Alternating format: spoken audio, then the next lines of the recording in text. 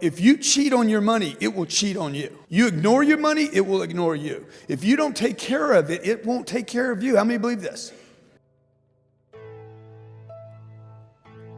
Okay, so this is how you get your money fixed. Number one, never spend it until you get it.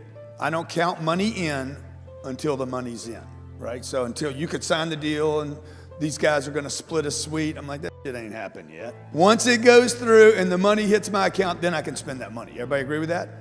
Okay, I don't spend tomorrow's money. Number two, 40% rule. If you could do this 40% rule that most people just completely don't get. If you got 100% of your money and 40% goes to the IRS, if you'll pay them 40%, you should at least pay you 40%. Everybody agree? You figured out, everybody in the room's figured out how to pay these people. They don't trust you. You work for me. I have to withhold from you before you get your money. So they get their piece first. That is a good financial decision. Okay, rich people, as much as you might not like them, yeah, their kids got drug problems, their marriage is falling apart, but people that accumulate a lot of money paid attention to the money. At least they did that part. Unfortunately, they didn't figure out the marriage, they didn't figure out the kids, but that's got nothing to do with money. That's because they didn't take the time to figure out the other games too.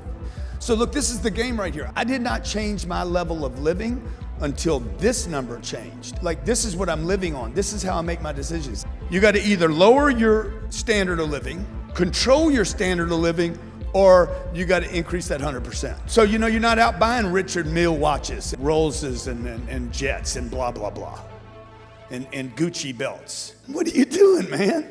Right? And you're not faking me out. It's not like you're tricking somebody with your Gucci shoes. It's not gonna get you a meeting. Everybody agree with that? It's just not gonna get you anything. Oh man, you look really good. Yeah, so what? What you got to say? What's your product? What's your offer? How's it solve my problem? That's all I really care about at the end of the day. Okay, number three, if you can't write it off, don't buy it.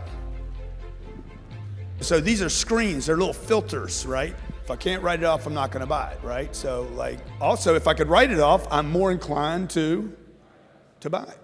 Number four, rent and lease, don't own. You don't need to own any of this stuff. Just use it.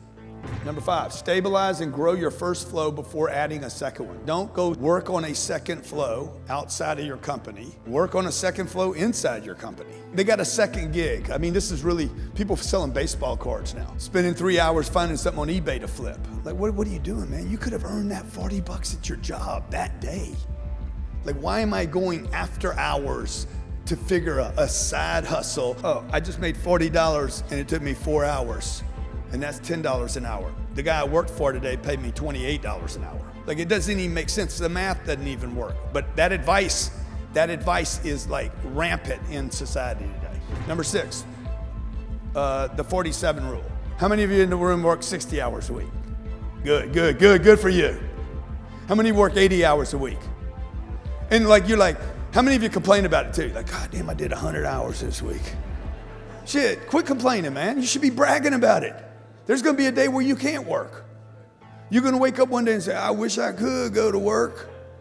Nothing works anymore.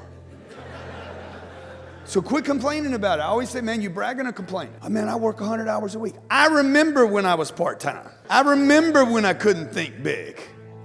Every super successful person that I've studied talks about 100-hour, 140-hour work weeks, 1,000-hour work weeks, burning late. Bill Gates talking about, I would grab something to eat, I would fall asleep, and I would write code. And that's all I did. I ate and I wrote code. And if I couldn't write code, I went to sleep. The 47 rule means this. I spend 40 hours working for somebody, spend at least 7 hours working on yourself every week. Hour a day. I mean, what is that? I'm gonna read. Okay, all these guys talk about reading books. Warren Buffett talks about reading 3 and 4 hours a day. Read. They got guys actually saying they don't read anything, bragging about it. I never read. I've never read anything. Books are for idiots. Okay, well, look, all these super successful people that built billion-dollar businesses are reading, and they got smart people around them, okay? And if you don't like reading, who doesn't like reading in a room? Yeah, well, good. So what? Billy Boy reads. Okay, you gotta read, folks. You gotta read. It doesn't matter if you wanna do it or not. I don't like to work out either. Okay, number 7, stay broke. Stay broke. Y'all got to stay broke, man. Cash is garbage. You don't need money. You don't need cash. Cash is trash. Cash is garbage. It is trash. Take it out. Use it. It is worthless until it is put to work, okay? Listen to me. Money is worthless until it is put to work. Money is useless until it is used. It's a piece of paper. And then we act like it's sacred and I got to keep it and protect it and now it's mine. It's plentiful. It's a piece of paper. It's only valuable when I take it out of my pocket, get it out of the system and put it to work. Never lose money. Number 8, never lose money.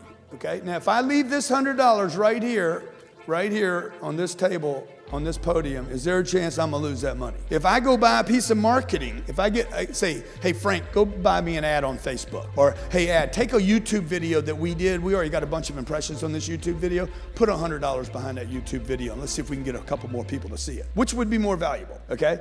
Never lose money. If you're sitting around with cash in your wall, if you're sitting around with cash, you're gonna lose the money. If you leave your money in the bank, you're losing money. Everybody agree? Okay, you're going to negative rates. We will go to negative rates in America. We will go to negative rates. Germany's negative rates right now. Japan's been negative for, I don't know, 3 or 4 or 5 years. We will go negative in this country. Right now, you're earning 0.0012 at the bank. You're earning 1/8 of 1%. So compound interest in the 70s, compound interest was a real thing. That does not exist today at 0.0012. You can't compound a fraction of a 1% and expect anything to happen. Okay, cash flow is what you want. You don't want cash, you want cash flow. How many investors here? How many of you invested with me? Let me see hands again. Okay, good. Did you get a check this month?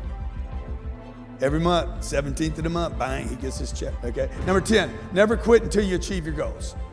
Your financial goals. Never give up on your financial goals until you achieve your financial goals. There's people in this room, folks, that are gonna be worth billions of dollars. There's a billionaire in this room right now. I'll guarantee you. Could be 2 or 3 of them. Billionaires in the making right here, okay? Question is, who's it gonna be? Everybody in the room believes it's possible. You might not think it's possible for you, but you know it's possible. Which means what? The money's available. You know that about yourself. So you know somebody could do it, so go do it, man, because the money's out there, plenty of it. And I grew up with a little 4'11" Italian lady that knew nothing about money. She just knew, hold on, clip coupons, save your money. How many were brought up like that? Penny saved is? Penny earned. Save for a? See, you were brought up the same way I was. Eat all your food. If you don't eat it all, save it, put it in the refrigerator, right? Some of you got food in your refrigerator right now, 3 and 4, 5 days old. You have no intention of eating it. Some of you got like 1/8 of a bagel left from 5 days ago. You tell your kids this too. You pass on the same bullshit to your kids. Eat all your food, eat all your food, eat all your food. We live in a country that's rich and the people have scarcity in their minds.